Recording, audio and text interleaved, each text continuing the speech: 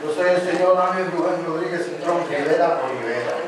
Para que sepan nosotros, porque yo soy boricua de la cepa, de allá de Naranjito, Puerto Rico.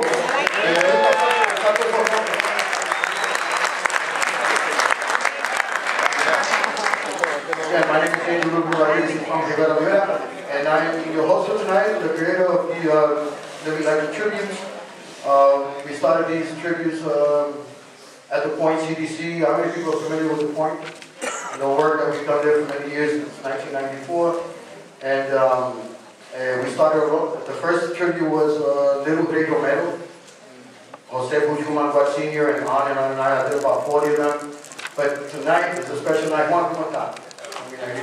Bueno, hay mucha gente que conozco aquí. En todo caso, the Bronx Music Heritage Center. Women's Housing Economic Development Corporation came to me a few months ago, maybe 4 months ago, 5 months ago, Bill Lovato and these folks, and said, Angel, you know, we want to bring these living legend trees back, the ones that you guys were doing at the Point, CDC. And we just did one, I think a month ago, for Gene Golden, which was really great. Thank you, Adwan, and Pegones. Now, the Bronx Music Heritage Center is going to be a great place to be. Hi, Nancy. And you know, it's going to have a performance space. I think we broke ground already. I've seen the site, been there, took pictures with Bill, and it's going to be a beautiful place. It's going to be a performance space. It's going to be a residential building for retired musicians, living workspace, and also a high school. Am I right, Nancy? And a performing arts high school. And you know, I think this is going to bring back the Bronx. You know, years ago, and there's a lot of people my age or maybe even older that know that there was 65 clubs or more in the Bronx that you can go dancing to. We have none today. There's not one. Okay? And in a community setting like this, you know, we need to be aware of these things. You know, we need to come back and celebrate our own, like we're going to celebrate Humberto Colón Jr. tonight. Right? We're going to celebrate our own. At the same time, we want to be able to tell folks that they say, look, we need your help. Now, tonight was a great night because those tickets didn't cost that much, right? But what I want you to take home, what I want you to take home with you tonight is that if we don't come together, I can't do it alone. You know, Nancy Bieberman can't do it alone. You know, we need to come together. We need to come together and think about these things. So if you know a child that has the sparkle in his eyes and wants to learn, man, congas, ballet, piano, lo que sea, you know, take them to a place, bring them. You know, the Bronx Music Heritage Center is going to be a great place. Not only all those things that I've mentioned that are going to be there, but it's also going to be a museum. You know, I'm one person that I'm going to give a lot of my stuff that I have, my archives, to this place, on this field. You know, so I'm excited about that. I'm excited about that. And I'm excited about tonight. So I'm not going to talk too much about it. Me gusta hablar mucho, you know. I just want to completely acknowledge Humberto's family. You stand up.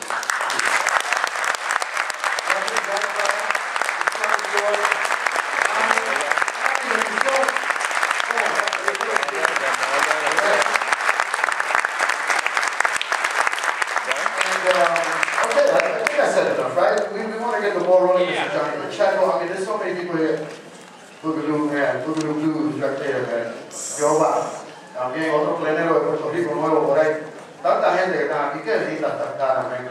Se más Rivera, ¿verdad? La carita de mi gente. Okay, vamos encima.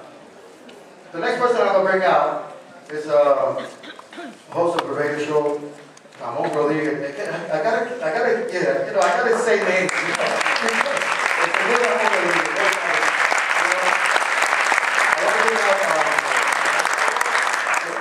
¿Dónde tú estabas cuando yo llamé a Johnny Colón? Oh my God, man. You know what? You're right, Johnny Colón, man. You know what? I'm sorry. Putting these events together is so much. And people pulling from all sides and stuff like that, but here we are. And the only thing that can be stopped is the present time. Please forgive me, Mr. Johnny Colón. Please forgive me.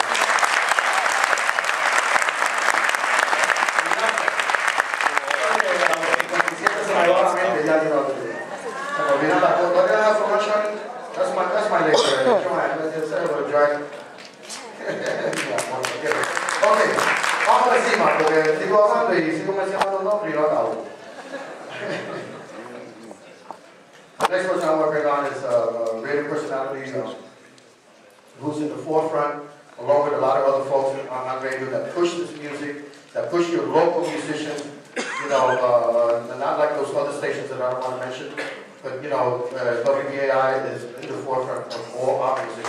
And I want to bring out Mr. Ibrahim Gonzalez from Radio Libre.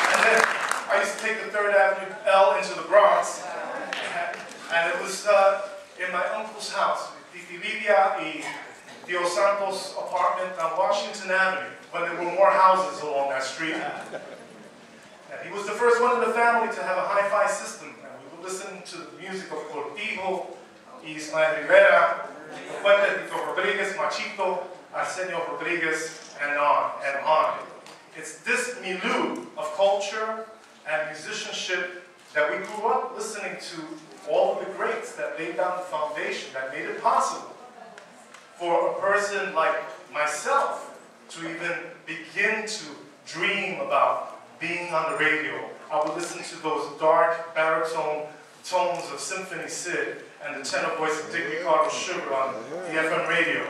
And they were playing our music. These guys weren't even Latino, but they wore it very proudly. And there's a lot of people in the culture that are honorary Latinos. But let's get to the roots.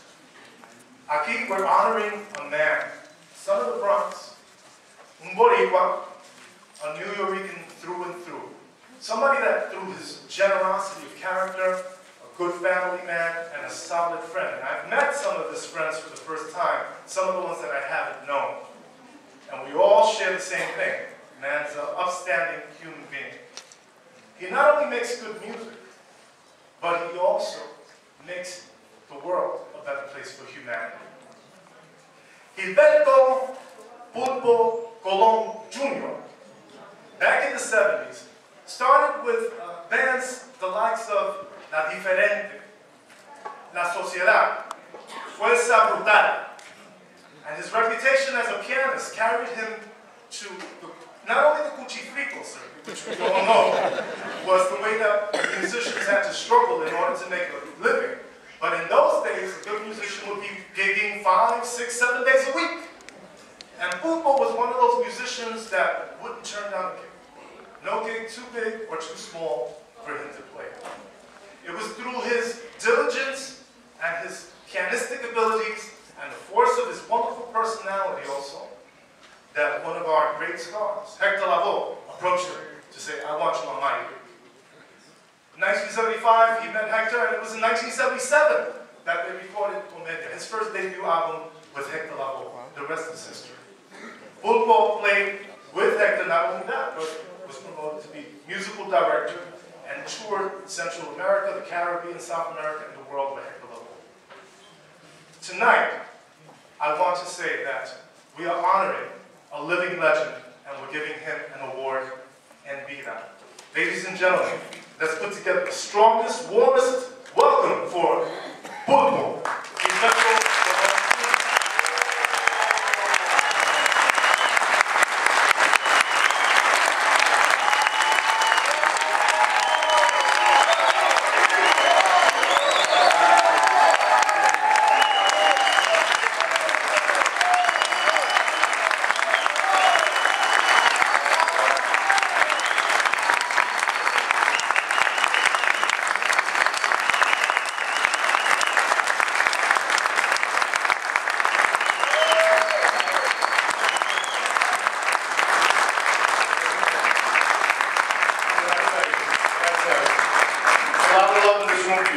But before we get started, are there any questions?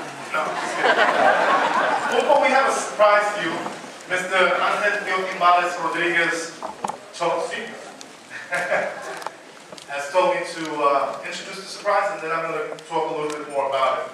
But I want everyone to pay attention to the screen, because this special video was put together by some very special people in your life that I will mention after the video. So without further ado, can we bring down the house lights and get this video rolling, please? Thank you.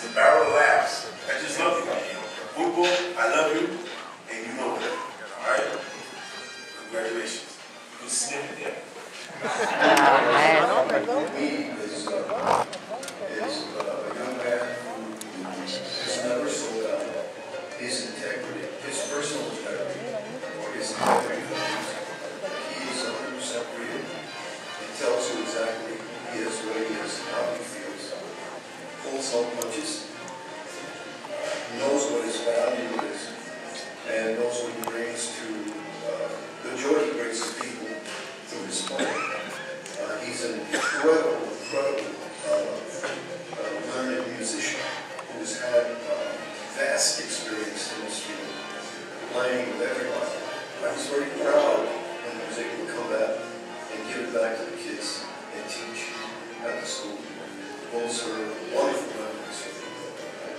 I never forget. guys.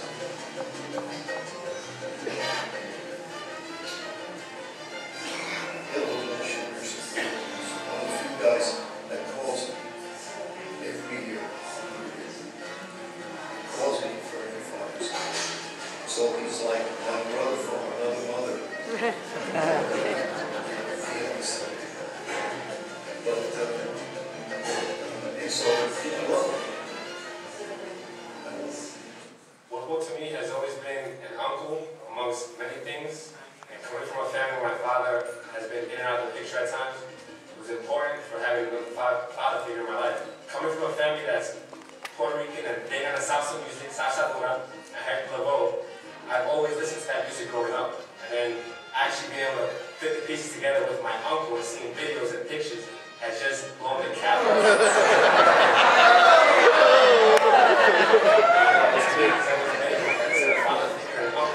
And now it's just kind of cool to see him as a musician and share the stage with him at times. For that, I love him, and there's no other words that can come out that can express the relationship him and I have, and I love him to death. Dio, bendición. Saludos a todos. Gilberto Colón Jr., my oldest and dearest friend, my compadre. I've been blessed to have you as part of my life for so many years, going back to the days when we were both young high school students and became the best of friends, and had each other to learn so much about life and so much about music. And I'm so proud of what you've been able to accomplish, not only as a musician, becoming the great musician that you become, but as a father, as a husband, as a friend, as a brother. You've accomplished so many things, and you have so many people who love you and cherish the person that you are, and for good reason. And I too feel blessed to have you as an important part of my life all these years, and so happy to be able to take this time to honor you on this very special day, where they're taking time to give you a tribute that's long overdue in your honor. So continued success. Just want to say that I love you. Thank you for being there all those years in my life. Tu hermano de siempre, Oscar Hernández.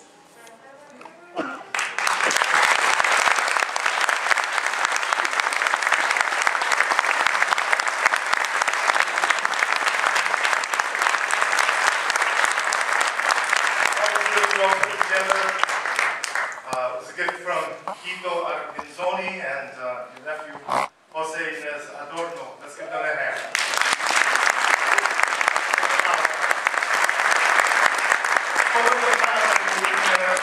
Earlier, and the program was put together by Christina Sopo for montage. Let's give her a round of applause. Every now and then, folks, I hope you don't mind. You know, my double nickel year, at 55 years old, I might have to refer to some notes. Let's start off with, what was your first ever musical inspiration? You could be far back, and what was the reason that you chose music as your devotional path?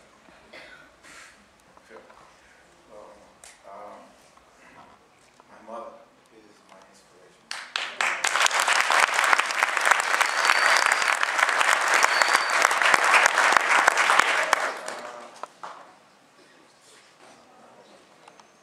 Everything was belong to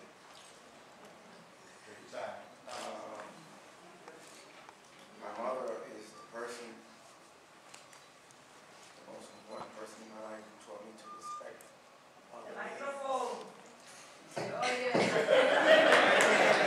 I don't want to repeat the shit, okay?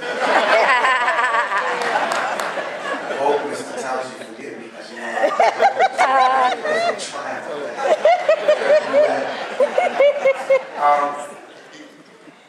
my mother is, well, God first, right? God, and then my mother. My mother taught me to respect other ladies, to respect women. You don't respect the woman you can't value and respect self. So, in spite of the fact that my mother worked in a bar till 5 o'clock in the morning to give me the $10 $10 that was needed to be able to take lessons with Charlie Pomeri. I was never denied anything, and I didn't grow up affluent by no means. We grew up pretty poor.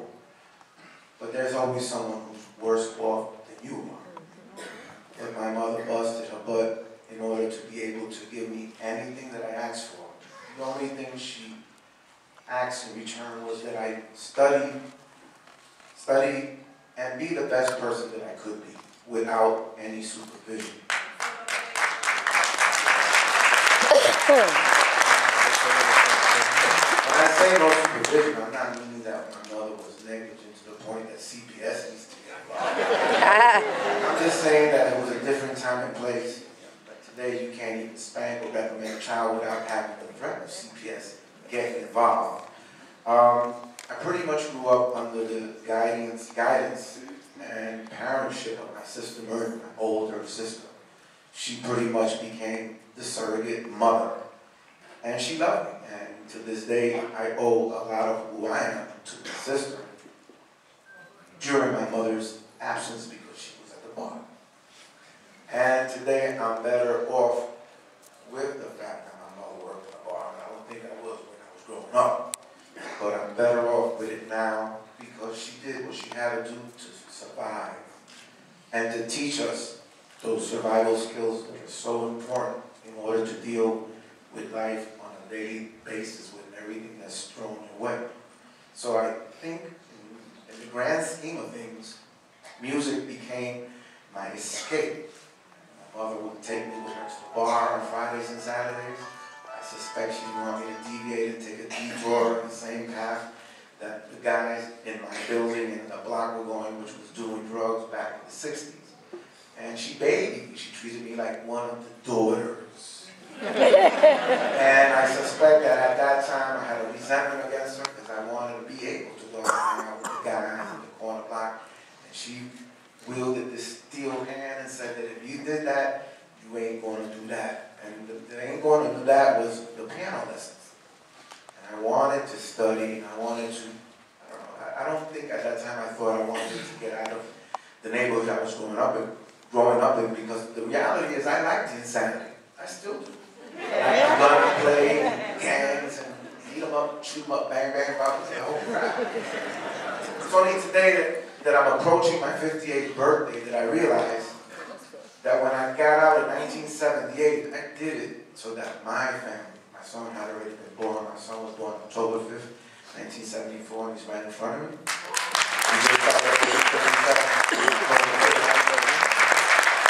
And I have a daughter who just hit 16 on September 21st. And I have a wife that I got married on May 28, 1972, and I left for stupid reasons. And I swallowed my pride to ask her to take me back and tell her that I was sorry for making the mistake of leaving. She took me back.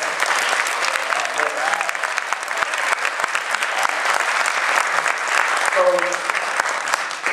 I had to swallow somewhere along the line, and sure, my mother wasn't always there. I don't think anybody's mother, nobody wants their mother to be there all the time. You want to be able to try to do what you got to do, but my mother exposed me to the bar, and I took coats at the check room, and she had a 4-piece combo playing in the bar, and I would see them, and I would think it was all glamorous and all this and all that, until they would use the coat room to sniff cocaine in the back. So I was about 14 years old, and I saw that. But the guys on my block were doing the same, and I didn't want to go down that route. At least, not then. At least I was a saint. Remember this, I'm not the man I'm going to be, but definitely not the man I used to be. And I'm working at it. I'm a work in progress. I realize that I have a lot to learn. I'm not a good dad by no means. I work at it on a daily, and I spoke to my daughter the other day. I shared it with her. Why did I share it with her? Because I don't want her to continue the dysfunctional behavior that I've been exhibiting as of late. And that unto itself, awareness is a great thing. At least you know that I got things I got to work on to get better. Am I better? No. Am I grateful? Shit, crazy. I'm overwhelmed. I really am with the people in this room. I got over 100 calls with people that could not get in today. I'm not answering the phone. I went to the room to isolate. Now, is that stinking thinking? Perhaps it could be interpreted as such. Is that not realizing that there are people who maybe I thought didn't love me for whatever it's worth? Love is a real strong word. Today I realized that love means nurturing somebody's spiritual growth and not just banging them. That's where it's at for me. So it's very difficult to penetrate my circle. I don't allow many people in. And I'm guarded because I've been hurt 1,000 times, and I'm fragile, and I'm vulnerable. So, music, yeah, my mother, Ramonita Perez Rocha.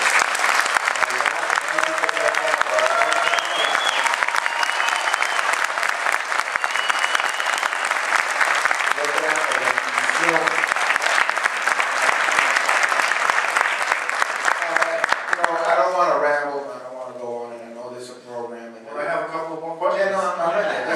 I wanted to be able to expound a little bit because there are a lot of people in this room. In fact, most of them, I made sure I made a call to tell you I want you to be here.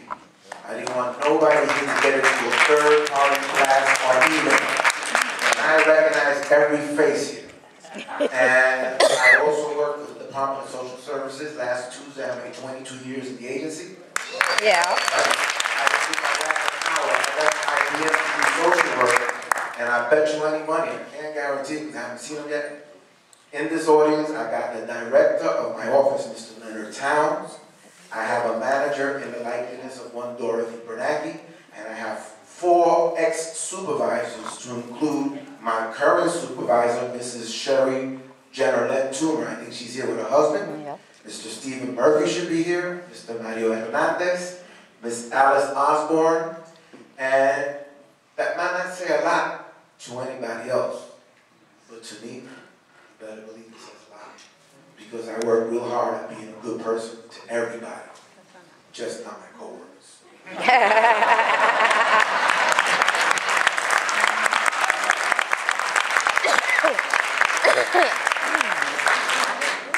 Pulpo, how do I follow that? The gift of music is something that a lot of us here, right in this room, share. Either from the performance standpoint or as aficionados listening to music. Bro, what has music done for you in your life that you have stuck with it for all these years? It's allowed me to overcome barriers and obstacles that I probably couldn't have been able to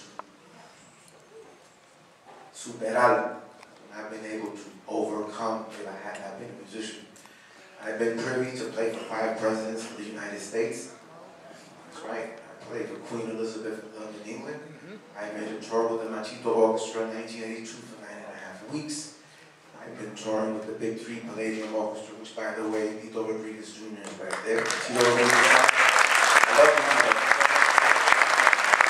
I've been exposed to people that are in another situation as a social worker or even drilling the floor I might not have been privy to meet. It allowed me to be open-minded, receptive, and to not hold a hair of prejudice in my body. I accept everybody for whom they are. I'm not fast to judge no one. I have to judge myself, and I always fall short.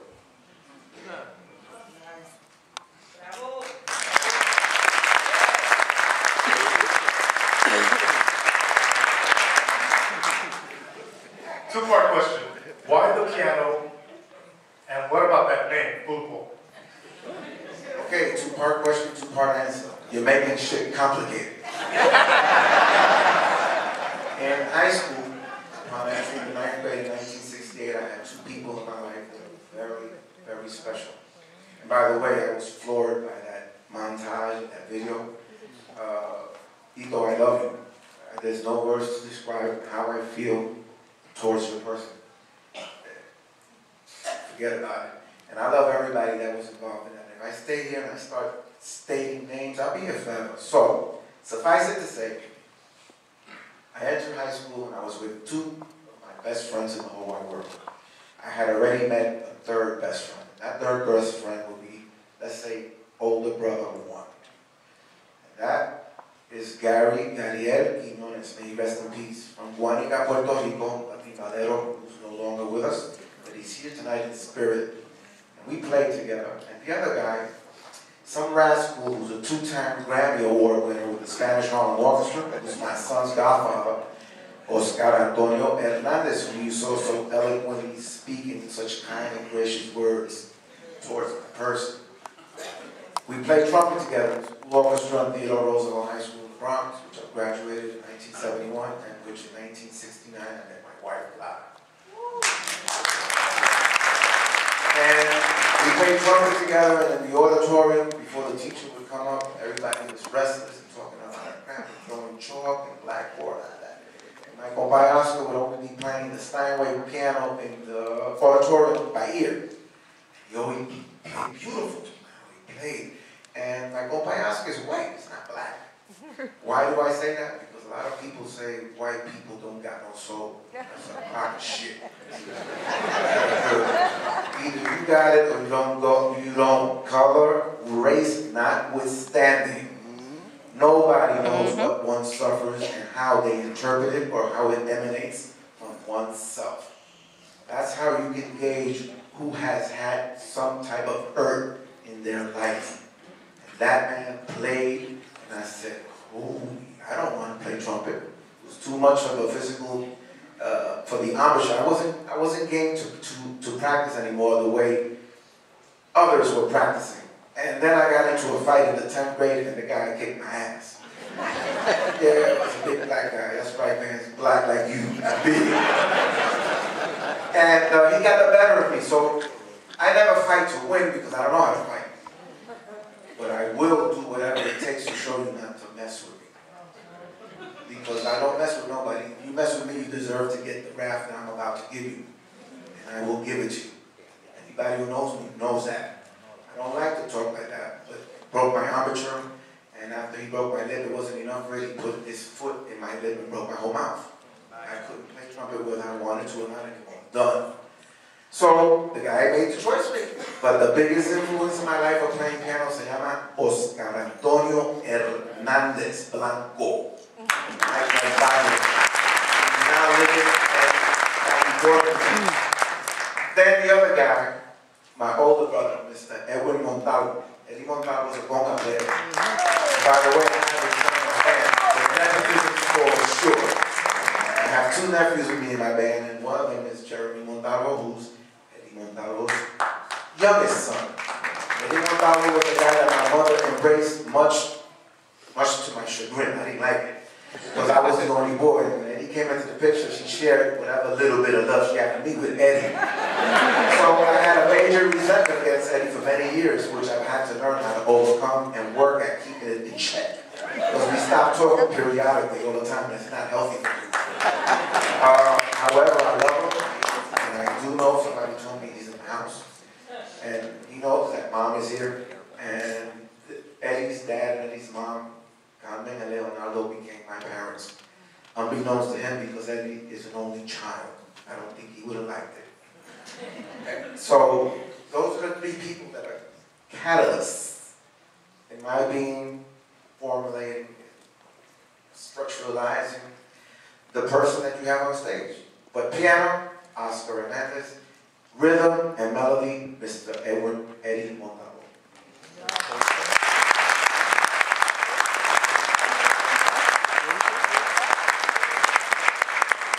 Oh, beautiful. I'm going to get to this. The two-part question. I told you it's going to get complicated.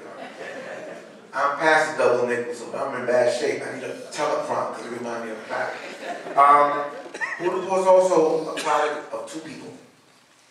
And I have to share something with you. That's a nickname that was given to me that at first, when it was given to me, I didn't embrace, I didn't like it, and I'll tell you why I didn't like it. The first person to call me Pulpo in 1977, shortly after I got him in Hector Lavoe's band, was Eddie Montalvo.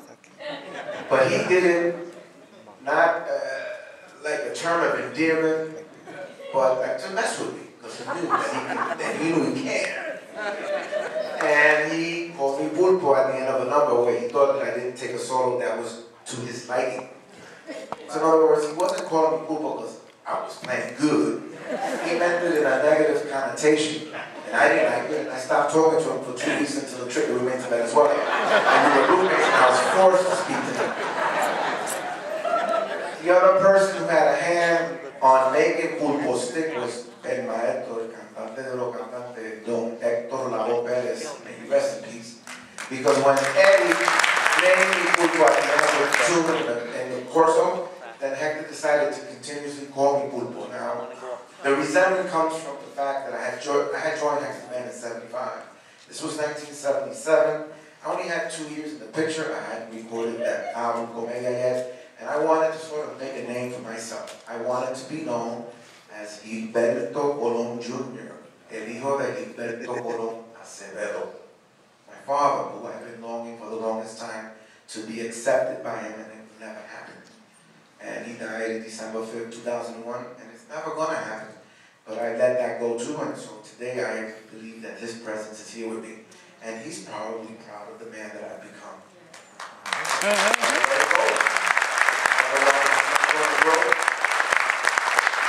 And so again, I didn't like this pulpo nonsense. And then, at that time, the Corso was one of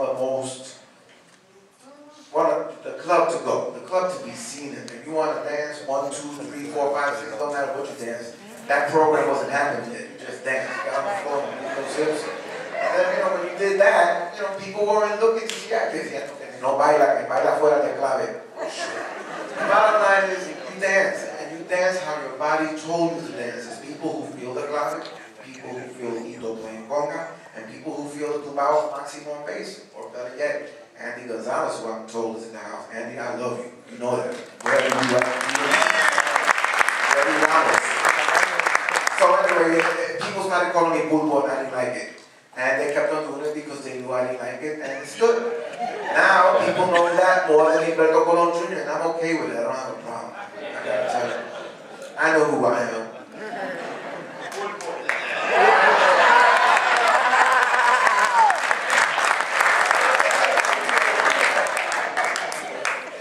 This man's telling stories, ain't it?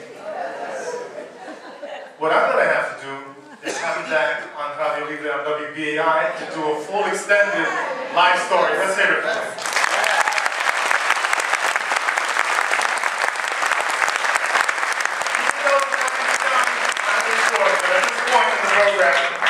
I would like to bring up some of the people that are making these kind of tributes possible. Angel, come back up to the stage, Mr. Ángel Tío Pimbales Rodríguez Sr.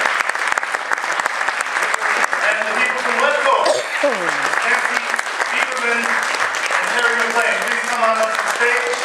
And I would also like to invite Clara and the children that they should come on up, please. Please come on up. I just really want to, again, thank Oslo Center for the Arts and Culture for being our partner in this, and Wally H. Home and his staff, Chuck Jacobs and everyone else. Nancy?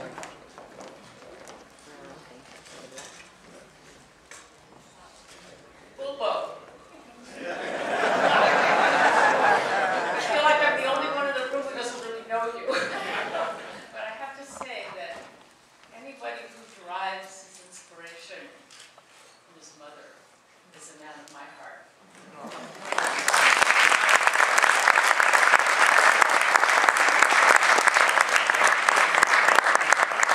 I came back, just last night I came back from New Orleans, where I've been for a couple of days, and as you all know, New Orleans is a place that celebrates its musicians, celebrates its music, celebrates its musician, doesn't necessarily take care of them so well, but celebrates them